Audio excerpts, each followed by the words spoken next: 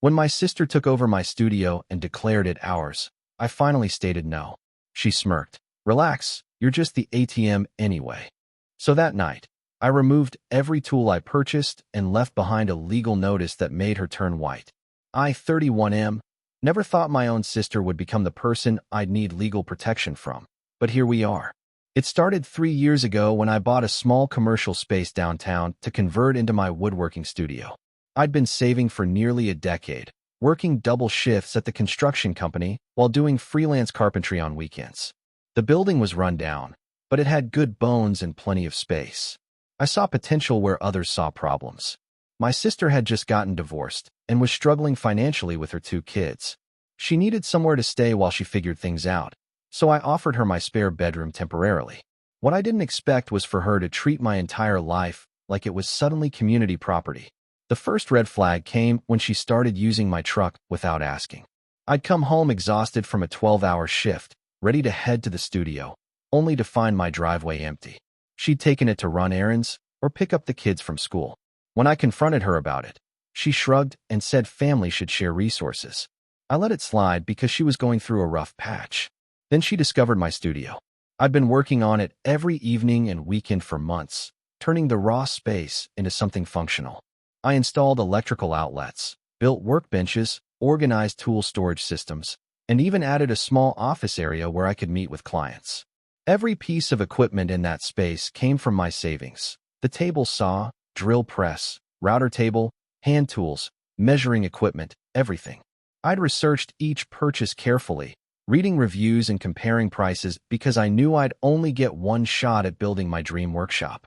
My sister started dropping by occasionally, usually when she needed to kill time while the kids were at activities.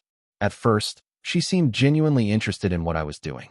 She'd ask questions about the tools and projects, and I enjoyed sharing my passion with someone who seemed to care. But then her visits became more frequent and purposeful. She started bringing her laptop to work on freelance graphic design projects while I was building furniture. I didn't mind the company initially. The studio felt less lonely with someone there, and she helped by sweeping up sawdust or organizing scraps. It felt like family cooperation. The boundary violations started small. She'd move my tools to make room for her design materials. She'd adjust the lighting or temperature without asking. She'd invite potential design clients to meet her at my studio without checking if I had work planned. Each time I mentioned feeling uncomfortable, she'd remind me that family should support each other and that she was just trying to get back on her feet. 6 months ago, things escalated dramatically. She announced she was starting a creative collective and wanted to use the studio as headquarters. She'd already contacted several local artists about joining, promising them access to professional workspace and equipment. When I pointed out that she was making decisions about my property without consulting me, she accused me of being selfish and unsupportive. The conversation turned ugly fast. She reminded me of every favor I'd ever done for her, every dollar I'd lent, every time I'd helped with the kids. She made it sound like I owed her unlimited access to everything I owned because we were siblings. When I tried to explain that I needed the space for my own business, she rolled her eyes and said I was being dramatic about a hobby. That word, hobby, cut deep. This wasn't some weekend tinkering. I'd built a legitimate custom furniture business with steady clients and growing profits. I was finally making enough to consider leaving construction and going full-time with woodworking. But to her, it was just something I played around with in my spare time. The breaking point came last Tuesday. I arrived at the studio to find she'd completely rearranged everything. My workbenches were pushed against walls to make room for easels and design stations. Art supplies were scattered across surfaces I'd spent hours organizing. Worst of all, she'd removed the locks from my tool cabinets and spread my equipment around for her collective members to use. I found her in the office area, feet up on my desk, discussing logistics with someone on speakerphone. When she saw me, she didn't even pause her conversation. She just waved dismissively and continued talking about studio policies and membership fees. I waited for her call to end, my anger building with each minute. When she finally hung up, I asked what the hell she thought she was doing. She leaned back in my chair and smiled like she was explaining something obvious to a child. She told me to relax because we were family and this was just business. The collective would bring in steady income that we could split, and everyone would benefit from sharing resources. She'd already collected deposits from 6 artists who were excited about the professional setup and equipment access. I reminded her that the studio was mine, my investment, my tools, my business. She laughed and said I was being possessive over something that could help everyone. Then came the line that changed everything between us forever. She looked directly at me with that smirk I'd seen since childhood and said I should relax because I was just the ATM anyway. Everyone knew I'd keep funding things regardless of what I wanted because that's what I always did. The room went silent except for the hum of the ventilation system I'd installed. Something crystallized in my mind at that moment. The realization that she'd never seen me as a person with my own dreams and boundaries. I was just a resource to be managed and exploited. I told her she had 24 hours to remove her belongings and return my keys. She laughed again and said I wasn't serious. She reminded me that she had nowhere else to go and clients expecting to start using the space next week. She accused me of wanting to destroy her chance at independence just to protect my ego. When I didn't back down, her tone shifted to threats. She said she'd tell everyone in our family how I'd kicked her out when she was struggling.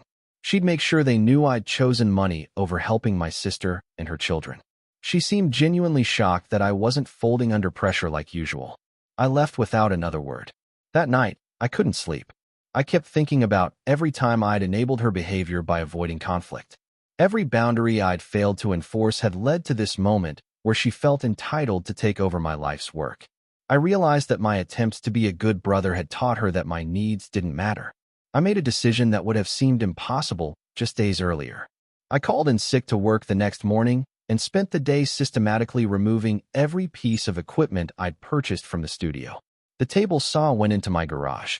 Hand tools filled every storage container I owned.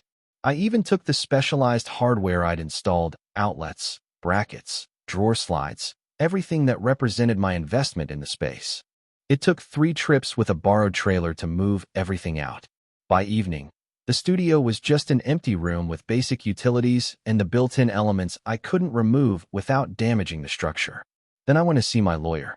I'd been dreading this conversation because involving legal counsel felt like crossing a line I could never uncross with family. But my sister had already crossed every line that mattered to me. My lawyer listened to the whole story and confirmed what I'd suspected. She had no legal claim to the property or equipment, but squatters' rights could become an issue if I let her establish residency in the space. We drafted a formal notice requiring her to vacate the premises within 72 hours and informing her that continued unauthorized use would result in trespassing charges. The letter also detailed the removal of my personal property and clarified that no equipment or facilities would be available for her collective. I returned to the studio that evening to tape the notice to the door and change the locks. The next morning, my phone exploded with messages. My sister had discovered the empty studio and the legal notice. Her first text was confusion, asking where everything was and whether I'd moved locations. When I didn't respond immediately, the messages became increasingly frantic and angry. She couldn't believe I'd actually followed through. She'd called several family members to complain about my unreasonable behavior and dramatic overreaction. She'd had to contact her collective members to cancel their first workshop because there was no equipment available. Then came the calls from relatives. My mother wanted to know why I was being so harsh with my sister when she was trying to rebuild her life. My uncle thought I was letting pride interfere with family loyalty. My aunt suggested we could work out a sharing arrangement that would make everyone happy. Each conversation followed the same pattern. They'd start by acknowledging that my sister should have asked permission, but they'd quickly pivot to suggesting I was overreacting and should be more understanding of her difficult situation. Nobody seemed to grasp that she'd literally claimed ownership of my business and dismissed me as just a funding source. The most frustrating part was how they minimized the financial reality. These relatives who thought I should share everything had no idea what I'd invested in that equipment. The table saw alone cost more than most people spend on a car. The complete workshop represented nearly $50,000 in tools, machinery, and infrastructure, money I'd saved by living modestly for years. My sister tried a different approach after the family pressure campaign failed. She showed up at my house with tears and apologies, saying she'd made mistakes, but we could work things out. She promised to respect my boundaries and only use the space when I wasn't there. She'd even pay rent if that would make me feel better about sharing. But I'd heard these promises before. Every boundary violation in the past had been followed by temporary contrition and assurances it wouldn't happen again. She was offering to negotiate now only because I'd finally shown I was serious about consequences. I told her our arrangement was over and she needed to find alternatives for both her living situation and her business plans. She could stay in my spare room for 2 more weeks to find other housing, but the studio was off limits permanently. She stared at me like I'd become a stranger, then asked what had happened to the brother who always helped family. I realized that version of myself had enabled her to become someone who felt entitled to take whatever she wanted from my life. Update 1. The aftermath has been more complicated than I expected, but I'm holding firm on my boundaries. My sister moved out of my house last weekend, 2 days before her deadline. She found a small apartment across town and seems to be adjusting to supporting herself without access to my resources. The collective idea fell apart when potential members learned there was no equipment or professional workspace available, but she's managed to keep a few graphic design clients. Family relationships remain strained. My mother still thinks I handled the situation too harshly, but she's stopped actively campaigning for reconciliation. Other relatives have mostly dropped the subject, probably realizing I'm not going to change my mind regardless of pressure. The most surprising development has been my business growth. Without the distraction and stress of constant boundary violations, I've been more productive and creative than I've been in months. I completed 2 major custom projects ahead of schedule and received referrals that will keep me busy through the holidays. I've also started working with a therapist to understand how I developed such difficulty maintaining boundaries with family. It's been eye-opening to explore how my desire to be seen as helpful and generous created patterns that ultimately hurt both me and my relationships. Update 2. 3 weeks after the studio confrontation, my sister made one final attempt to regain access to my space and equipment. She'd partnered with a local community center to offer woodworking classes and needed professional tools to make the program viable. She contacted me through my mother, proposing a rental agreement where I'd provide equipment access in exchange for monthly payments and a share of class revenues. On the surface, it sounded like a legitimate business proposition. She'd done research on similar programs and prepared a detailed proposal with projected income and usage schedules. She even offered to carry insurance that would protect my equipment from damage. But I recognized the pattern. She was trying to regain access to my resources by framing it as a mutually beneficial arrangement. Once my tools were in her program, I knew from experience that she'd gradually expand her usage and minimize my control over the situation. I declined through my mother, explaining that I wasn't interested in any business partnerships with my sister. My mother pressed me to at least consider the proposal since it seemed reasonable and could help my sister establish legitimate income. That conversation helped me realize something important about family dynamics. Well-meaning relatives were so focused on finding ways for my sister and me to reconcile that they couldn't see how their mediation attempts were actually enabling her to continue testing my boundaries. Every suggestion for compromise was really a request for me to give her another chance to take advantage of my resources. I had to be direct with my mother about stopping these intermediary discussions. I told her I loved my sister but wouldn't be reconsidering any shared arrangements involving my business or property. If my sister wanted to communicate with me, she could do so directly rather than sending messages through relatives. Update 3. 6 months later, I can report that maintaining firm boundaries was the right decision, even though it came with significant personal costs. My relationship with my sister remains minimal. We exchange polite greetings at family gatherings, but don't have personal conversations or spend time together outside required events. She's never directly acknowledged how her behavior affected me, though she stopped making requests for access to my resources. She did successfully launch her own small design business and seems to be managing financially without my support. Her independence has actually improved her relationship with other family members because she's no longer creating drama around borrowing money or using other people's property. My woodworking business has thrived beyond my expectations.